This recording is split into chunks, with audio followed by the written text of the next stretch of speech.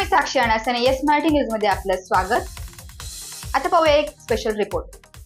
सिव्हिलचा कनिष्ठ लिपिक 5,000 रुपयांची लाच घेताना एसीबीच्या जाळ्यात। वैद्यकीय बिल मंजूर करून देण्यासाठी तक्रारदारांकडून 5,000 रुपयाची लाच स्वीकारताना लाचलुचपत प्रतिबंधक विभागाच्या पथकाने शुक्रवार दिनांक 7 जून रोजी सायंकाळी 6 वाजता जिल्हा शासकीय रुग्णालयात अटक केली। अतिश छगन भोईर, वय वर्ष 45, राहणार मानसी विला बी, बनारसी नगर, हिरावाडी, पंचवटी असे अटक केलेल्या कनिष्ठ लिपिकाचे नाव आहे। भोईर यांची जिल्हा रुग्णालयात वर्ग 3 चे कनिष्ठ लिपिक म्हणून नेमणूक आहे।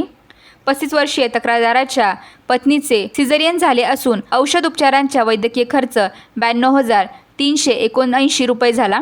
या वैद्यकीय बिलाची फाईल तक्रारदाराने शुक्रवारी सामान्य रुग्णालय नाशिक येथे सादर केली।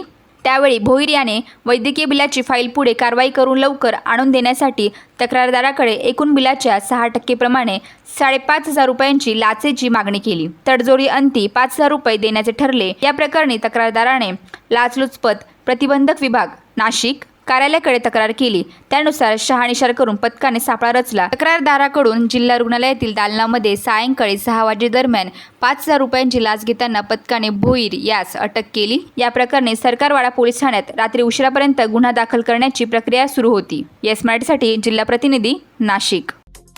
अशाच प्रकारच्या ताज्या घडामोडींसाठी Yes Marathi news YouTube channel share करा, सबस्क्राईब करा, लाईक करा आणि पाहत राहा येस मराठी न्यूज।